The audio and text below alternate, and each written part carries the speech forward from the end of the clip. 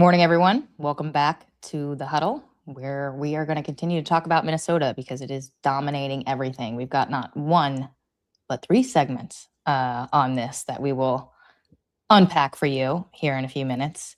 On a personal note, guys, I just had, and I kid you not 1, 2, or 3, but 12 deer walk within 15 feet of my window. Oh, 12. You beat me to it, Sean. 12.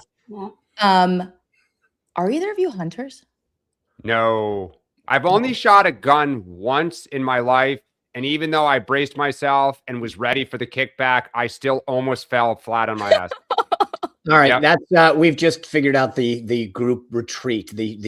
I'm down with this. I will tweet it out later. There is a photo. My brother-in-law, who may be listening, is an avid hunter since he was a small kid in Virginia.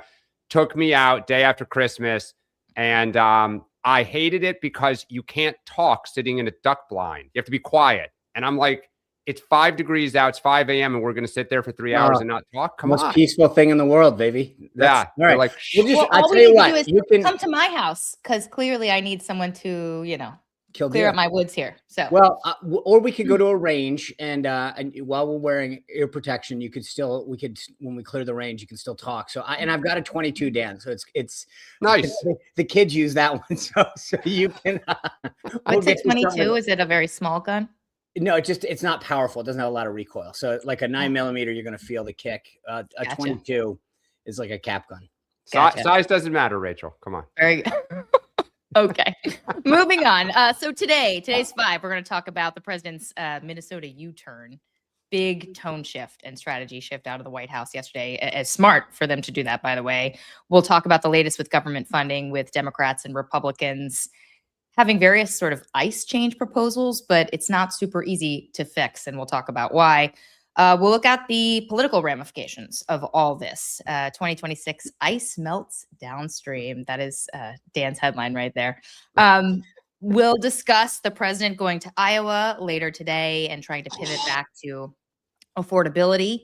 And then this final segment will be sort of a hodgepodge of different things happening on the world stage. As the world turns, we'll talk about Iran for a second, and then also our trading partners making big trade deals without us.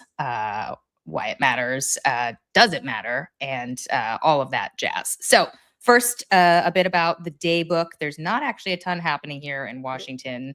Just as a reminder, if you're not in the DC area, the government is closed. Yes. I assume that extends everywhere too. So you get a free day off, I think, if you're in California. Schools are closed. I mean, the ICE, this is what people don't fully appreciate. As like normally you get a breath of, flake out there, they cancel everything. The ICE is the problem. I've been putting weather reports. I'm doing weather and traffic on the 5s.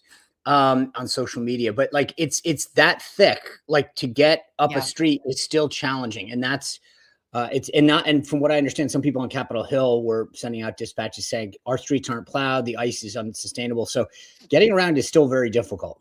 I can almost stand on it without crunching through. Right. Well, that's the dog trying to go out last night and she can't break through. Yeah. Yeah. And I get to drive through it today to go to the White House. It'll be fun. Okay, so at 4 p.m., the president's going to be heading to Iowa, where he's going to be delivering remarks again on the economy. We'll discuss that, but all eyes again on Minnesota, as I said at the top. Mayor Jacob Frey and Governor Tim Walz are going to be meeting with border czar Tom Homan today. I don't know if that's one meeting or multiple meetings, but obviously big question is, can they come up with some sort of détente?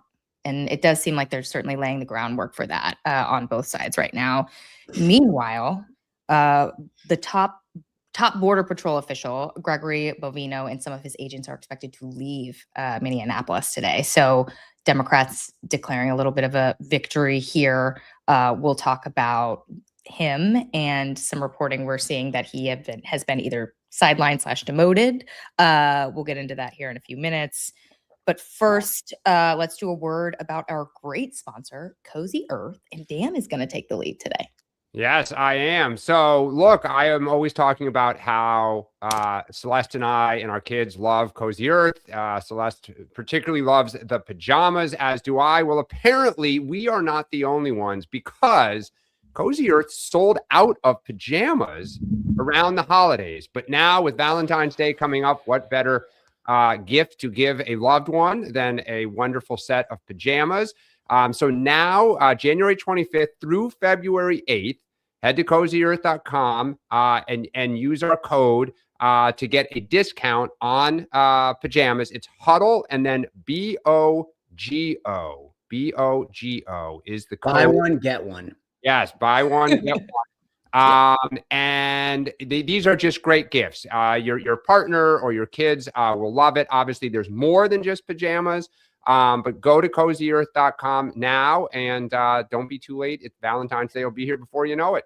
Yeah, and look, if you don't have that special someone in your life, I will always take another pair. So you can buy one for Sean, and yeah. I can get one. Maybe. Yeah, buy one, get one. Yeah, and it's one word, by the way. It's Huddle BOGO. Huddle BOGO. Yes. Huddle, then BOGO. Yeah, no spaces. And just a quick housekeeping note before we jump in. Again, guys, if you want to listen to our show as a podcast, you certainly can do that. Go to Spotify, go to Apple Podcasts, find the Huddle, subscribe to us. We've got a decent number of people listening. I know a lot of people go out, they run in the morning or run in the afternoon, or they're driving and they don't want the distraction of watching our beautiful faces. So, go there, help us subscribe. Again, it gets getting our numbers up, gets our show in front of more eyes, and it really helps us. So take a look at the podcast. And what's the best part? Say again? What's the best part? Doesn't cost anything. Oh, that's right. I'm sorry. I always forget. It's free. It's free. It's free. All right. Let's talk about President Trump's Minnesota U-turn. So I feel like we are seeing, guys, something truly extraordinary and that we've never seen from this president. And I don't want to call it a retreat because that has a negative connotation. And what they're doing is smart. They're reacting to something terrible that happened this weekend, and they have to recalibrate, and they're starting to do it. But we are starting to see the president himself leading the charge on this complete pivot on ICE and pivot in Minnesota in particular. So a new tone, damage control, whatever you want to call it. Let me just take you through some of it before we jump in. He's distancing himself, or the White House is distancing the president from false rhetoric we heard from Kristi Noem and Stephen Miller, calling this guy, Alex Preddy, an assassin who had an intent to kill agents. Caroline Leavitt in her press conference yesterday very much separated them from what had been said, saying, they don't have the same opinion and that they don't want to see anyone shot and anyone killed. The president has personally extended a hand to Governor Walz and Mayor Fry, who, remember, guys, just a few days ago, the DOJ was subpoenaing them, saying that they were not cooperating and going after them. So huge difference there. He said he had a good conversation with both of them. And of course, there's the meeting today. We'll see how that continues. There's discussion about pulling some agents out of Minneapolis and Minnesota. And the president is clearly looking at a sort of house, I don't want to call it a house cleaning. It's more like a rearranging of the deck chairs, if you will, sidelining Kristi Noem, elevating border czar Tom Homan. And it sounds like they're moving MAGA darling CBP head Gregory Bovino out of Minnesota. Like I said, we've seen reporting that he might be demoted, that his social media account was suspended. This is all, like I said, extremely stunning because we don't often see the president sort of make a total U-turn in a very different direction like he's doing right now, Sean. So let's just start with, how did we get here? What happened between Saturday, when all these admin officials were out there saying this guy was, attacking law enforcement, to what we're seeing right now, which is the president. Can I just quickly too, just a shout out, because Sean, you yesterday said a series of things that you recommended Trump do, and perhaps he was listening. He did a bunch of them. So we always talk about this show, and like part of the value is you get insight that is hard to get elsewhere. Sean knows the president, and you had a pretty good beat on what he would do. So let me put the ball on the tee for you.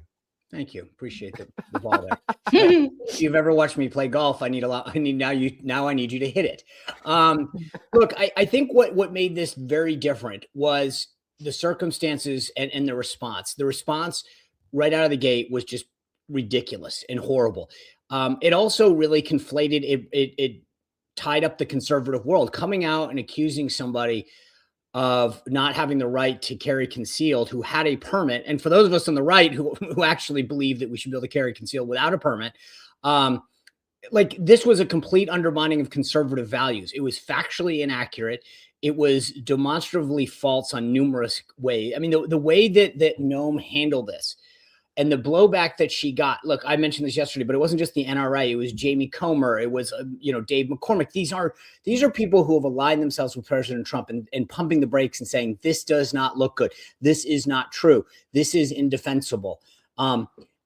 And I, by the way, I will say Caroline was pitch perfect yesterday. She came out, she talked about the Second Amendment. She talked about where that subtle difference was once you put your hands on law enforcement.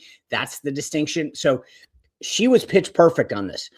The response coming out of DHS was an absolute disaster. And I think that's why Kristi Noem, is facing the consequences. There's a couple of interesting, sort of palace intrigue things. One, go ahead, Dan. I was just going to say, let's get to personnel in a minute. Dan, go ahead. You want to jump in? Yeah, I mean, I think the big thing is it was chaos versus strength, which is to say that Trump, so he was at the White House this weekend. And as Sean, as we've all documented, there was a huge snowstorm. So Sean has said, like, when it's raining at Bedminster and he can't go play golf, like, watch out, because he sits inside and watches television and he can get spun up.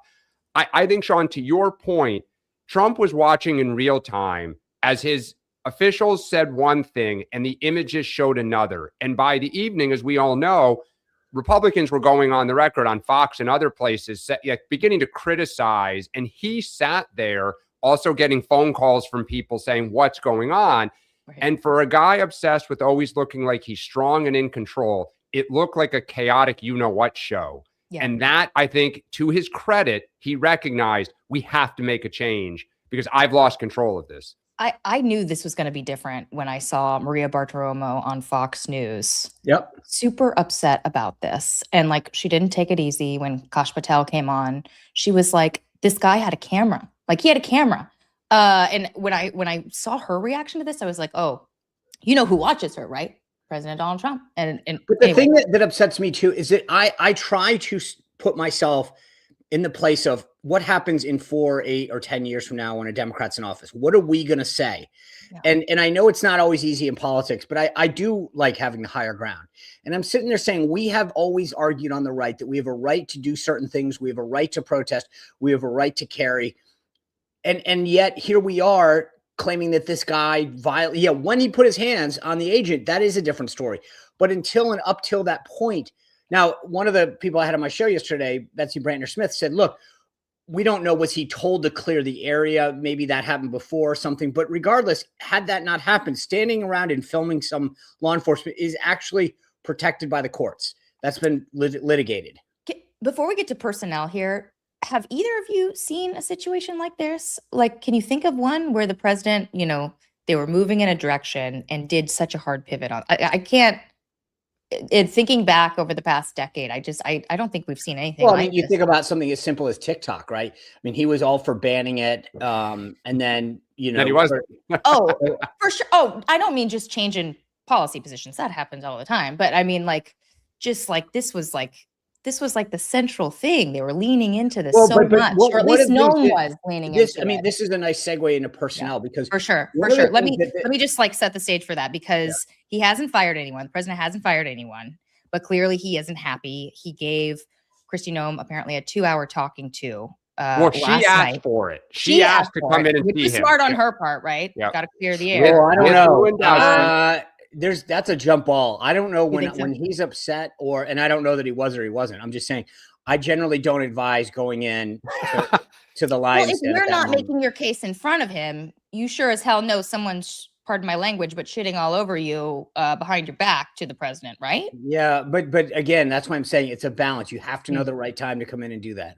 Okay, so they had this meeting, 2-hour meeting with Susie Wiles, Caroline Leavitt, Stephen Chung, no Stephen Miller, interestingly enough.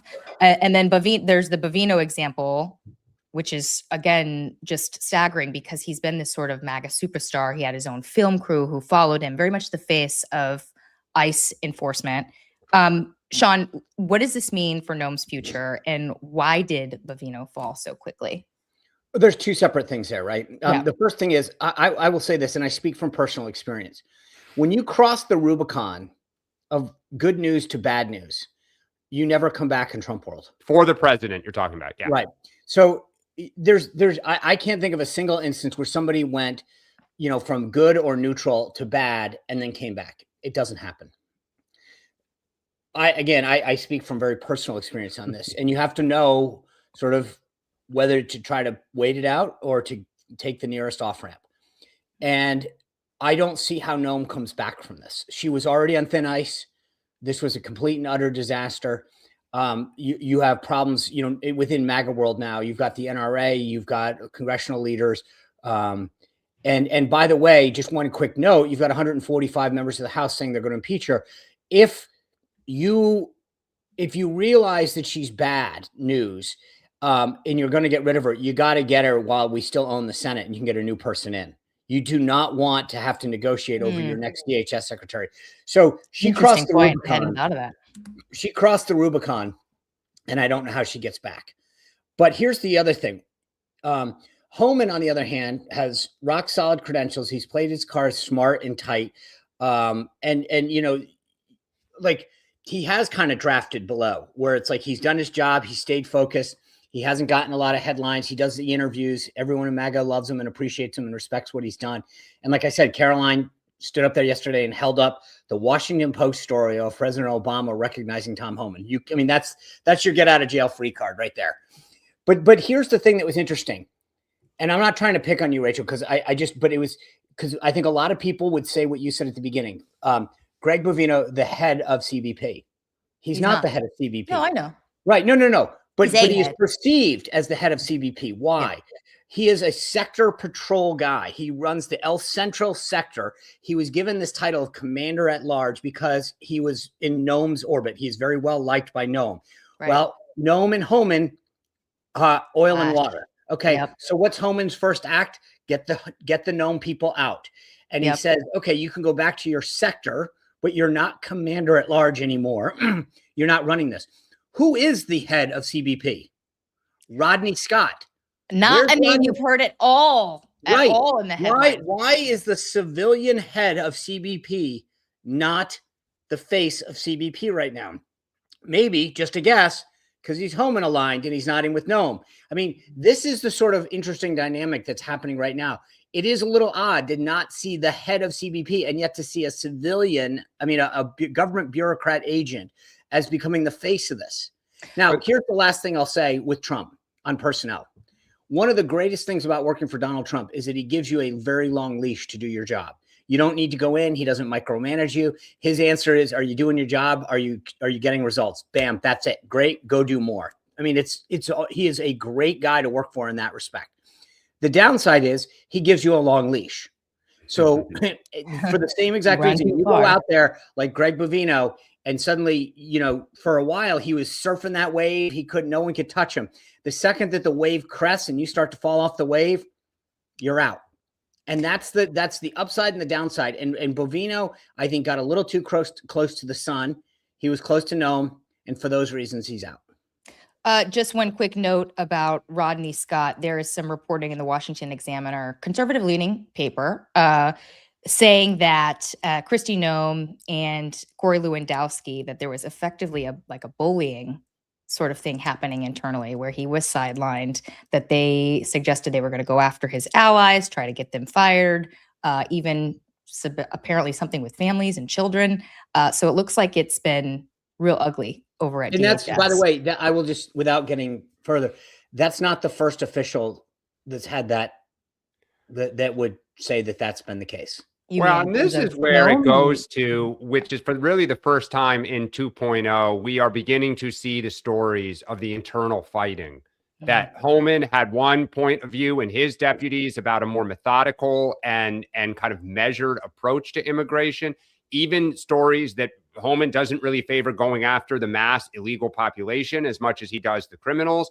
And that Noam is kind of running a made for TV, made for influencer campaign where they are intentionally looking for action on the street to support her case. If I'm a Democrat, you know what I say? there's no oversight. Like, they're out of control. Again, this goes to chaos for strength. So for Trump, he has got to get this back to the adults are in charge. We have a plan. We're strong and we're tough. Because I said this the last few days, the TV ads right now write themselves for Democrats. So I will say, I mean, you mentioned this at the top, Rachel. Yesterday's actions by the president, Caroline, et cetera, were perfect. I mean, yep. I agree about that. Yeah. He had a good day yesterday, all things they considered. Needed to do this. But here's the deal. When you go study crisis, dealing with the crisis is one thing, getting out of the crisis is quite another. And they did a great job yesterday of acknowledging the problem, not trying to put a Band-Aid on it, not trying to dance around. There were concrete actions. You know, we're sending Tom Homan. He's going to have these meetings. Here are the deliverables. Caroline laid them out. We want Mayor Fry to do this. We want Waltz to do this. They gave exactly how you deal with a PR crisis. Kudos to the White House for how they did this. And, you know, the funny part is, as I mentioned yesterday, you're coming out of a massive snowstorm over the weekend. So this was not an easy task to have happen.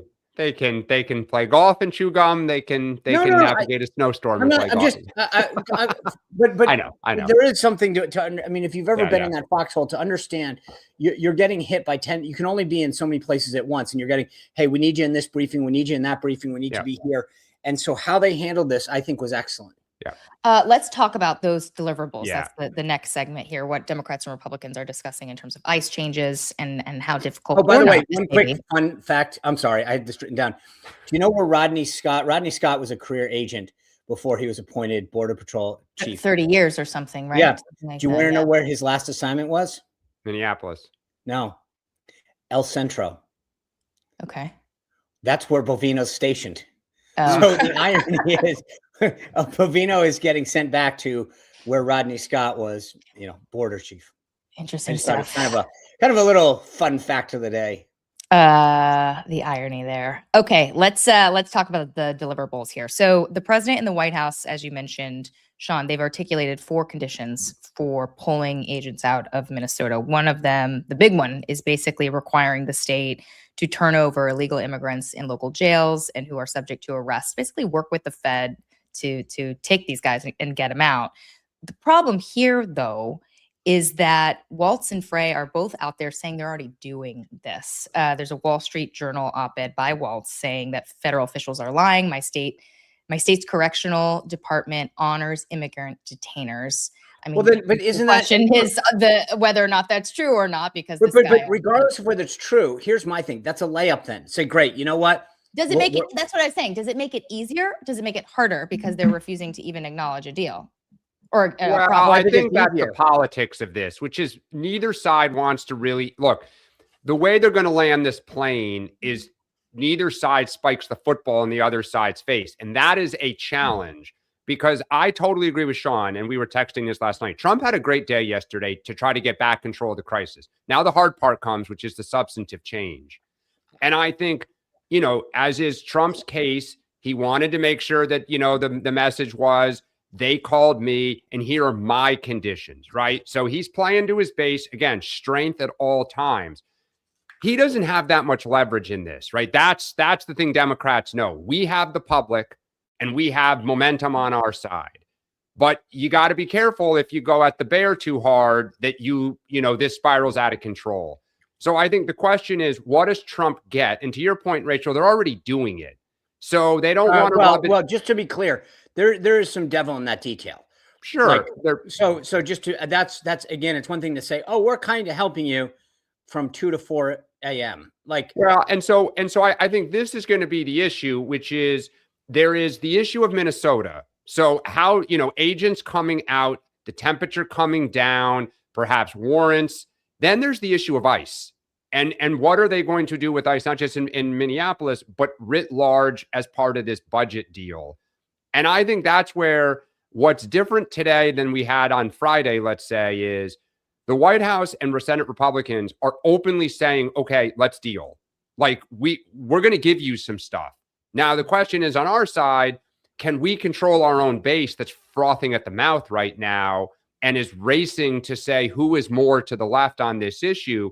But I was heartened to hear, as my understanding, that Republicans and Democrats are trading ideas in the Senate right now, including standardizing warrant procedures, all ICE officials wearing body cameras, and the idea of use of force standards being kind of enhanced, let's say. To me, those are smart things that the White House probably gets on board with. Well, so there's a question about process on that, because Senator Katie Britt from Alabama, she is DHS Approps Chair, and she was also sort of at the center of cutting a deal to get out of the last shutdown. She's trying to address these concerns, but she wants to do this outside of a funding package. So basically, Democrats are saying we need to renegotiate the DHS funding package, which is one of 6 appropriations bills that were supposed to come to the floor this week and get cleared to avert a government shutdown. But Democrats, Dan, they're going to have a problem with this because they don't trust this president. And if you want to do it outside of legislation, she's basically saying, like, let's do some executive orders. The president will sign some executive orders. We'll get this fixed. But Democrats, they're probably not going to buy that, right? No, and they shouldn't. I mean, this is where Trump has a trust problem. It's not with Democrats. It's with the American people. So if this comes into a showdown of do you trust ICE and Trump, we'll win. So I hear the big argument is they can't get it through the House, right? You send it back to the House. One, they're adjourned, but like newsflash, they can be here in 24 hours. They do it all the time when it matters. They totally do. They absolutely can do it. You issue something today. Be ready to be back here by Friday at noon. I mean, it happened when I was up there. And my answer would be, I'm sorry. Like, I get your point. Sure, they can. But what if I were Johnson, I'd be like, hey, we passed a bill. Sorry. Okay, so why don't you do it our way? That's basically what they are doing. But hold on a sec, guys. The facts have changed. Again, we have the American people on our side. Sean, does Mike Johnson want to sit there and say, there was, by the way, Mike Johnson, who was silent for 48 hours, but tweeted a photo and a summary of a meeting with Erica Kirk, but he has not commented on what happened in Minnesota. So Mike Johnson doesn't want to deal with this. We know this. He has the losing hand. So I think the White House, of course, they don't want to reopen the bill because the politics are about to get worse. There's no way that they're, in my opinion, Democrats should squeeze them on this and codify it. And if they don't, I would taunt Republicans and start running ads. So here's you're not doing do your job. But look, here's do your job. You're playing with fire. You've got Secret Service, FEMA, Coast Guard. You want to shut DHS down? You do it at your own peril. Do your job then. Come back and vote on a new bill. The facts have changed. So here's a new bill. No, they haven't. Facts are the facts. Why can't you do why can't you do what Katie Britt suggested? Why can't you say, great, we've already got a funding bill. You want to do legislation to change policy, do it outside the appropriations process, which is what the authorization process is actually for, Dan. That's the difference. Would they have enough time to put together another bill? I mean, forget the executive orders. I get do an amendment. That this president will do what he's saying he's going to do. Say, put together another bill and pass it by the week. Still not good enough. Is that what you're saying, Dan? Of course they can't. Where there's a will, there's a way in Congress. When you don't want to, it's the ultimate bodies to say, the process, travel, it's hard. I kind of wonder, though, some of this stuff, Sean, I want to get your reaction on some of the Dem demands here. What is realistic and what is not? And because some of this stuff, I imagine there's going to be remember, pushback. There's two issues at play here. There's the Minneapolis deal, right? And then there's the funding deal, right? And they're two separate things. And the Minneapolis deal is just between Fry. I mean, basically, it's probably more Fry than anything else. Yeah. No, but there are some ideas that Democrats are pushing here in Washington that I imagine you guys wouldn't like, which includes face masks. That's not going to happen. That's not going to happen. Yeah, I was going to say, so one of the ideas. I love the people who mandated masks and who didn't care when protesters wore them to suddenly say agents have to reveal themselves. I mean, I can see that being a total no-go with Republicans. Look, you're always going to ask, like, you ask for 10 things, you get 6, right? I mean, that's just the way this goes. Really? Part of the deal? Because, what about the this notion of using standard warrant procedure, Sean? That probably can be accepted, I would think, by Republicans when it comes to picking up illegal immigrants. I mean, J.D. Vance often said it. I think that there's again, I think there's got to be some details in there. Like I don't know the answer to that. I think the question would be, are there exceptions to that because you're rolling up the dude who's, in flight or something? It's a good question. I think that's probably more for some of their lawyers to say, hey, yes, but in these circumstances. Yeah. And then the body cams thing. I mean, I feel like there's already been some discussion about this, and Republicans have said they're going to the body cam thing. Yeah. Yeah. I'm for, I mean, most apparently, and what I understand, I've asked this question, it's just not mandatory. Some do, some don't. There was a lot of body cam in the Preddy situation. Right. I don't know that I mean, that to me probably is something that most people would be for anyway, because it protects the officers when they're, if they're following procedure. I'm surprised, by the way. The one thing that I didn't hear in that list is some kind of, I would have thought the Dems would have been all over some kind of training, de-escalation training required. I was wondering. They're talking about that. I mean, I think it's, to be honest, it's so accepted. It's not even like, it's like whatever deal they do, that is going to be a part of it. And maybe they're leaving this to Mayor Fry, but the other question I had was the investigation of the Alex Preddy killing. Like right now, it sounds like DHS is taking the lead, basically investigating their own colleagues. Noam, who came out in there and said false things about this man, is overseeing that investigation. That seems problematic to me. So I imagine either Mayor Fry or the Democrats on the Hill would be like, okay, we need to bring in the DOJ on this. We want to see like law enforcement at the Justice Department take the lead on this investigation or something. I don't know. We'll see. And I think it's not just Minnesota. I think where Democrats are really frustrated is there are all these allegations all over the country of excessive use of force, and they don't want the same body being judge and jury. This is why you have a DOJ, and you're supposed to have independent agencies, doing investigations. By the way, the one thing that Republicans have done a very bad job on is they've been on their heels, and they need to get out and smoke these Democrats out. Dan and I had this discussion yesterday, and then last night I counted 5 Senate Democrats that said, I don't want to give ICE another dime. And the question is, there's a nuance in there, right? Another dime. Does that mean from what they have in addition to what was in the big, beautiful bill? Is that code word for defunding? To me, it's a weasel word. It's like, I don't want to actually show you, I want to get favor with the base, but I don't want to. I think Republicans would be smart to smoke these guys out and to be like, what do you want? Because right now, Democrats get to claim, like, get favor with the base by saying, I don't want to fund ICE, but then they also get to claim that they're not defunding, like, they're just not additional money. And that's to me. And I think this goes to the segue of the next. Right. It's the perfect segue for our next question, but we're on a segue roll here. Look, on our side of the aisle, to your point, Sean, and there was a debate in a Senate Democratic primary debate in Illinois last night. There is a New Jersey special election coming up to replace Mickey Sherrill in, I think it's a week from today. Obviously, we've talked about the Maine primary, Senate Democratic primary, Michigan Senate Democratic primary. The problem is now the race is to the left. And I was taken aback that Tom Suozzi, who represents a very swing House seat, Democrat on Long Island, he voted for the DHS funding just 2 weeks ago, voted for the Lake and Riley Act, came out and issued an apology. Wow. That I made a mistake voting for the funding. I've made a mistake on basically how I have viewed DHS. He is no dummy. And the fact that he feels a comfort level to race out and make such a bold statement. You also have on the right Senate Republicans up in 26, not in necessarily swing, competitive seats, although what's his name in Ohio is competitive, issuing statements on ICE. The problem for us is, to you, as you said, if this drifts into cutting ICE funding, we have a problem. We will start to lose the high ground. I think the middle of the country does not like what's happening with ICE, but they're not comfortable with us defunding it. Right. Zohran Mamdani has called for abolishing ICE very publicly.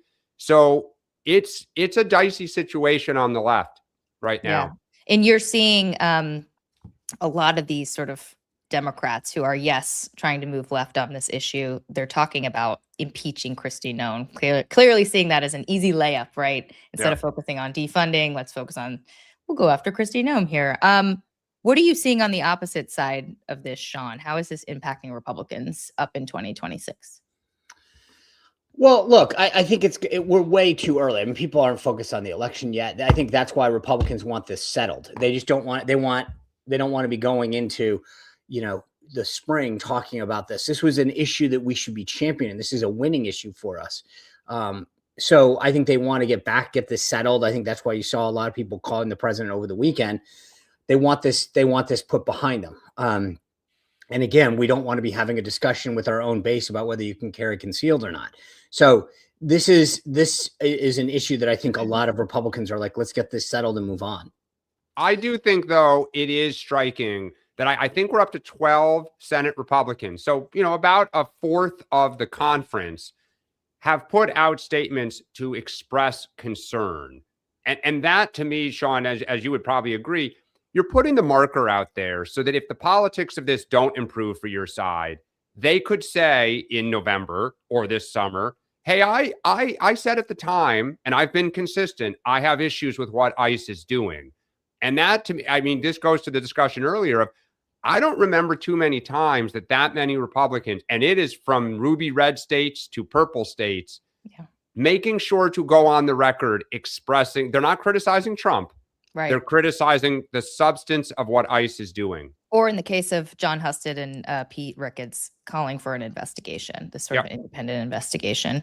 One other point I want to make about this, just to go back to the Democrats here. I mean, you make the point, Dan, about cutting ICE funding is a whole different thing than asking for all these reforms, right? Totally. There's something else happening with a lot of Dems. I've actually wrote about it a couple days ago, even before, this weekend, going after ICE agents personally. I have been sort of shocked by some of the language I've seen from Democrats. Eric Swalwell in California during, a gubernatorial debate, calling ICE officials, quote, assholes, and saying that he's going to take their driver's licenses away if he becomes governor.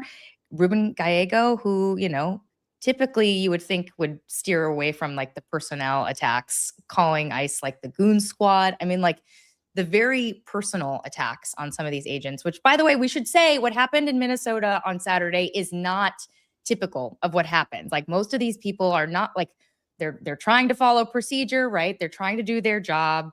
But Democrats very much making this personal. I think that could also really hurt them. Oh, it's huge. Election, Yeah, it's a huge problem. It's just ugly too. And here's the thing that people need to understand if you're not, hanging out on blue sky all day, is on the left for the last 6 to 9 months, go back to Los Angeles in March or April, whenever that was. There have been these reports that ICE agents like beat the crap out of anybody who gets near them protesting. And there are all these allegations that ICE rips people out of their cars, I have heard this from my own family. I've heard this from friends. These are not, some of them are very die-in-the-wool liberals and others not. So if you're a Democrat in the House, you have been hearing this on social media and from your base for months.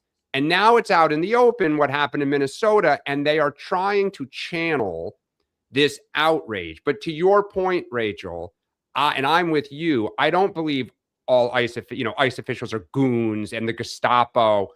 But within the Democratic Party, that is the pulse in the base right now. And this is where Jeffries and Schumer are going to have to try to get a lid on this so that you do not have people looking into a camera saying just what you said. Who can be the most extreme punishing rank and file ICE? Yeah, we will lose, and we'll lose the public. Covered some of these guys. I mean, I've covered some of these guys on the Hill, and like, it's not something I would have ever heard them say just like a couple of years ago. But you're right. It's like, so it's crazy. Yeah. One of the things that hasn't come up yet, I've got, I wrote my column today at SeanSpicer.com on this. Why is the only city that we talk about in this level Minneapolis? You think about it, New Orleans, Memphis, we didn't talk about it. Washington, D.C., where people are cooperating here. Because, right, none of this extreme talk. Why? Because of the actions of Minnesota and Minneapolis. I mean, that is the one factor that is different. All those other cities controlled by Democrats, every single one of them. So you have to say to yourself, why is Minneapolis the outlier? And the funny thing is the big difference, also cities that I mentioned are controlled by Democrats. They're the only city that won't cooperate with ICE. So here's what I would say on the left, Sean. They would tell you this has been happening and they have been documenting it and alleging it across the country, but no one has paid attention. So I'm just saying that on the left is what they would say, that there were examples of brute force in Chicago. There were examples of brute force in Los Angeles and in DC. I'm not saying, look, my answer to all these people who come at me with this is, well, send me the videos. Like you're making all these allegations. I have a hard time believing it. Yeah. But that is where, again, if you're on Blue Sky, this is what you've hit 6 to 9 months. This is all you hear is how outrageous it is. It's feeding frenzy. Okay, let's talk about something other than ICE in Minnesota. So the president is heading to Iowa. Infrastructure. Let's talk about snow in Iowa. That has been very, very buried lately, affordability issues. Sean, the headlines in recent weeks have been Maduro, Venezuela, Greenland, in Davos, now ICE. How on earth are they going to get back to talking about affordability issues? Like, how are they going to do this? Can they even do this? Look, of course they can. The president's got a massive bully pulpit. The question is, will they? Not can they, will they? That's the question, right? Because he's going to get a huge megaphone today. There's going to be a lot of people paying attention to everything he says. So does he stay on script? Does he focus on and start to preview things that will be coming up in the State of the Union? His home ownership plans, some of the stuff he has on credit cards, whether you like them or not, or whether you think they're sustainable or not, I think they're very populist. They resonate with a lot of people. Again, I said this a long time ago. I'll just reiterate, there's a difference between a talking point and a priority. And so that's the beautiful world of presidential politics, is sometimes you say a lot of stuff that you know probably won't happen, but you want to get it out there and be the champion of the people.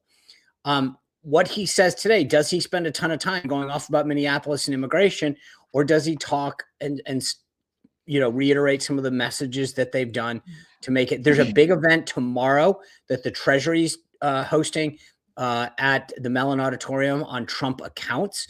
So they have a lot of opportunity this week to really get the message back on affordability, what they're doing to help families, first-time homeowners, young families, et cetera, blah, blah, blah, blah, blah, young people achieve the American dream. Like I said, it's not a question of can, it's will they. Dan, like having the focus elsewhere, and obviously Democrats are loving this chaos or the chaos. Okay, I shouldn't say that, where there was a tragedy this weekend, but they could benefit politically from the chaos we've seen over the past few days. Like, but do they want to, would they rather the president be talking about affordability because that's a good issue, or they view that as a good issue for them too? Or like, how are they taking all this? Well, look, I mean, I think there's two things, which is you said it. There's all this chaos going on right now that is all Trump proactively, kind of proactive actions in Venezuela, proactive, kind of bullying on Greenland. Now, Minnesota is a reactive, but the kind of proactive immigration force in Minnesota. One of the things that struck me is Political Playbook, your former colleagues had something this morning about this visit to Iowa in which a White House official emailed, not on the phone, that they're going to again say that there's like fake news that the economy is not great. Now, we haven't talked about this in a while, but I will be curious to see if, Trump keeps trying to do this and he keeps struggling with the kind of like, I feel your pain, and here, to Sean's point, here are all the things I'm doing for you. I also think one of the things that I'm curious about is there is a strong belief on Wall Street that the Fed tomorrow is not going to lower interest rates. They're going to pause because there's kind of conflicting data. On the one hand, some good news. The economy is picking up steam. On the other hand, the economy is picking up a little bit of steam and inflation is still kind of hovering out there. So to what extent can Trump get his party back on a front foot to say kind of, look, here are some things I've done, right, that they're about to kick in. And here are more things that I want to do for you. If he gets up there tonight and spends the first half litigating grievance on immigration and Minnesota, the second half about how this is all fake news and everyone, the world is against me, then it's just Democrats just we'll just replay his speech, right? He's telling you you're wrong and you should be grateful, which, as Joe Biden will tell you, is a horrible, horrible message. So Not if Susie Wiles has anything to say about it, but yes. Okay, let's do this last segment quickly because we want to get to some questions here. Just a bunch of also just on the flag. Sorry, I forgot about this. Will Trump endorse in Iowa? So he's going there, that there's an open governor's race. You know, does he, what he does in that state? Because Democrats are watching Iowa closely. Like, if we win the Senate, that's a state that will get close. I don't know if we'll win it, but like, it's a little bit of a bellwether of whether there's a real wave or just kind of a, you know, small take I'll the house. Another one out there for you. Dan kind of signaled it. Whether he announces in Iowa today his nominee to be the next Fed chair. Oh, interesting. Oh, change the tone when they're a little. going to do the big pivot. I mean, if they're, he's so good at changing the conversation, sort of a master of that. Well, and also keep in mind, and who would it be, Sean? Do you have if you were putting a $5 down, you got a horse? My money's still on Hassett. Okay. So, although, yeah, I mean, I think there's also, I've got a dark horse in Stephen Moran. He's already there, which would make life easy. But you put Stephen as chair, and then you fill you theoretically fill the governor's seat. The other thing I'd keep in mind, you talk about pivots, watch Iran again. That leads us to our next segment here, Sean, perfectly. Segway machine today. Yep. Yeah. So Axios reporter called the president about this yesterday, and he says the situation there is, quote, in flux, that he sent a big armada to the region and he thinks Tehran wants to cut a deal. So no final decisions on Iran, but there was a point over the weekend when we were all texting and being like, okay, is something going to happen in Iran? You still think so, Sean? I think all the ingredients are right for something to happen. I don't know. There's no deal though. I mean, deal is regime change. So, you know, I just don't know what that looks like, but I wouldn't be surprised to see strikes. Maybe to release a bunch of these protesters that they could potentially kill at a different time. Maybe. I mean, here we are. We just talked about getting back on affordability, and we strike Iran. Oh boy. Oh boy. I mean, oil prices will spike, everything. Yep. Or maybe he announces a deal. I don't know. Okay. So the other pieces out there, a lot of our top trading partners like Canada and the EU are turning to other superpowers in a rebuke, of course, to President Trump in his sort of hard line approach and embrace of tariffs. So the latest news is that the EU is striking a mega deal with India. And obviously, I called the president this weekend to ask him about China and Canada, our northern trade partner, striking a deal. Dan, like, you flagged this for us. Like, how consequential is this? And Sean, I'm curious, let's start with Dan here. Sean, I'm curious if you think this makes the president change his strategy here, but let's start with Dan. I mean, I think it may the opposite, which is he's going to be angry and he's going to try to lash out at people. But the reality of the world is that we are not the only, Trump has tried sticks with a lot of the trading partners. And, in his view, and Sean, you constantly say this, people have not treated us fairly. So in Trump's opinion, I am righting wrongs and standing up for America. To these other countries, they feel like, hey, all you're doing is smacking us around and we're not getting much back from you. Again, you can say that's crazy and you have access to our markets. But what these countries are doing is the EU went out, struck a big deal with India. They're now talking about a deal with China. China is talking to Canada. In other words, all these other countries are like, all right, if the United States is not a reliable partner, and Trump announced, I think it was yesterday, that we may put additional tariffs on South Korea, who we just renegotiated with, then it becomes a problem for us eventually if the rest of the world is kind of, colluding to do business with each other and kind of stick it to us. That's just not a good place you want to be. So, in an ideal world, Trump would recalibrate, but my sense is he's going to be angry and be like, screw you, I'm going to put more tariffs. Well, I think the South Korea deal in itself is a little unique, right? The South Korean legislature has not moved. And at some point you guys said we made a deal. You said you were going to do X and we said we do Y. you haven't done X. So getting them to get off the stick a little is not a bad idea. I think there's a little bit of a uniqueness there. I think that what he has done to get our trading partners to recognize the disparity and the unfairness of the relationship has been great. But I also think that like going after Canada with 100% tariffs because of the, I mean, like, I get it. And I think that what Carney did to try to saddle up to Xi in China is not helpful. And he's already kind of come out and said, well, that's not really what I'm doing. But I think we've got to be careful about how often we use the stick, right? That's where I would caution. It's like, it's good to have the stick, but if your threat every time is the same stick, it loses its hit. Yeah. Kind of become numb. Okay, guys, let's move to questions. We've got about 10 minutes here. Okay, here we go. Will JD still be the nominee for 2028, given his closeness to Stephen Miller and his aggressive deportation rhetoric? Aren't Republicans better off with Marco Rubio? I think he's referring to the fact that the vice president did he retweet that Stephen Miller tweet about calling this guy an assassin? Is that did he do that? I don't recall that. Okay, I'm checking that right now. Go ahead, Sean. Jump in. Yeah, look, the thing that's interesting about Sunil's question here is, you know, when people say, shouldn't the Republicans do this, or shouldn't, you know, or in Dan's case, the Democrats do this, acting as if like it's a smoke-filled room in Chicago back in the 60s, right?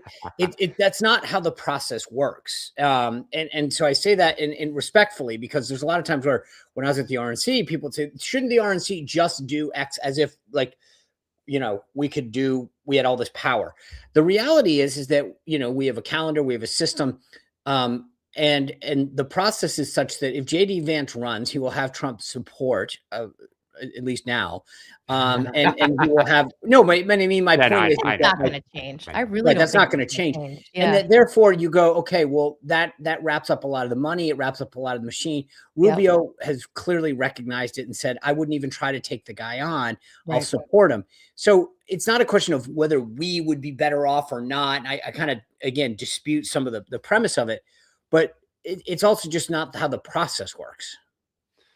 Yeah, I'll be really like there's a lot of heel nippers. I mean, I know you feel differently, Dan, but I agree with Sean on this. Like, there's a lot of heel nippers right now. Cruz, Hawley, whatever.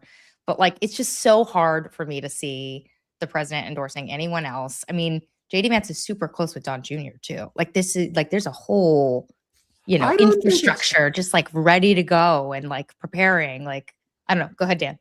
I don't think it's that he necessarily wouldn't endorse them. I think part of the question is, when would he do it? Because I think if Trump, here's the flip side. If you endorse JD, let's say April of 27, you've now kind of lost some of your own power because you've come out and said it. If you hold it, everyone has to keep absolutely licking the boots of the king, right? Because you hold the threat out. Well, maybe I won't endorse. Maybe I've got concerns. I want to ask both of you. I can't imagine Stephen Miller being fired. I just can't.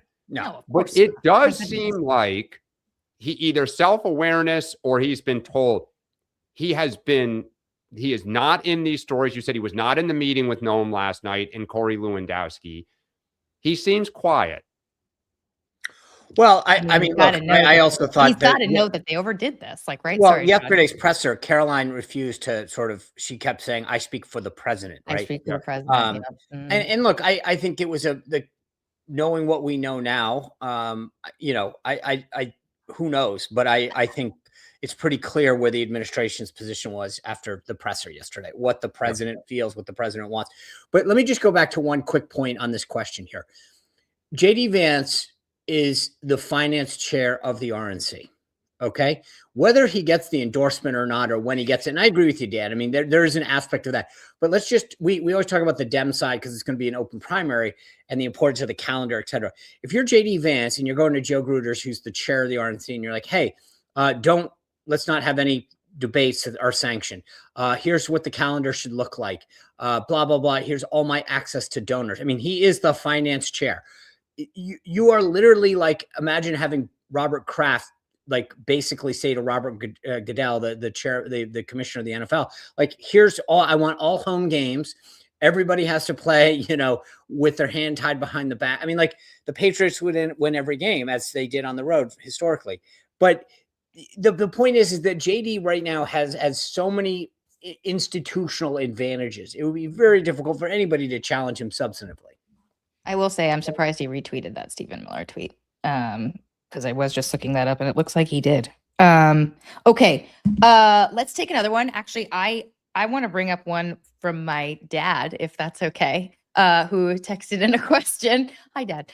Clearly watching the Rachel, show. why are you not cleaning up? Yeah, no. So he apparently has a Twitter account, which I didn't even realize this. He brought up, oh, it's right here. So this is a tweet that has been going viral online. This guy, and I'm not going to vouch for the numbers here, but there's a good question sort of underneath all this. But this guy is tweeting that he did research on sort of violent confrontations that happened with ICE, between ICE and the public over the past year. He says that he found that 9 counties were responsible for 2/3 of the incidences that happened in 9 counties. Again, I can't vouch for these numbers. But the underlying question here is, will what happened in Minnesota, Dan, make any Democrats think twice about their strategy when it comes to sanctuary cities? Because again, these 9, they're Democratic, run counties, sanctuary cities. Like, did what happened in Minnesota make any Democrats think, okay, maybe it's best that we should be working more with local law enforcement or with federal law enforcement? Like, has there been any sort of internal reflection? Well, it's a great question because I see, and it's a little hard to see on the screen here, that I think one of those is San Francisco and Daniel Lurie. If we talked about this back in the summer, Daniel Lurie proactively reached out both directly and through intermediaries in Silicon Valley to the Trump administration to work with the White House so that there was not a public showdown in San Francisco, right? I mean, you can only imagine the optics and the challenge in a city known for the counterculture and protests. And the White House heard it. They worked together. There have not been huge confrontations here in New York City. Mandani went down. He met with the president. Mayor Adams prior, went down, worked with the White House. I do think there is a recognition that the confrontations are not good. I also think there's now a recognition, even from people like Tom Homan, that the confrontations are not necessarily good. Here's the challenge that I think Democrats are going to have now. As this debate becomes less about bad hombres and more about just what do you do about the gardener and the just rank and file person here in this country, according to almost all polling, the country is against going after rank and file people. So I think you have a lot of Democrats who say, well, we're not going to back down from kind of embracing this. But at the same time, we don't want confrontation, And so I don't know how many can thread that needle. And of course, it takes 2 to tango. Is the White House willing to now work with some of these people? I do think Minnesota will end up providing, ICE isn't going to leave entirely. And I do think Minnesota will end up providing some sort of local protection. Ultimately. This also gets back to what the president talked about over the weekend, which is like, we need to end sanctuary cities. We need to end it. We need to pass legislation. I mean, I don't even know if they can do that, right? Isn't this like a local decision? Of course it is. I mean, but go ahead.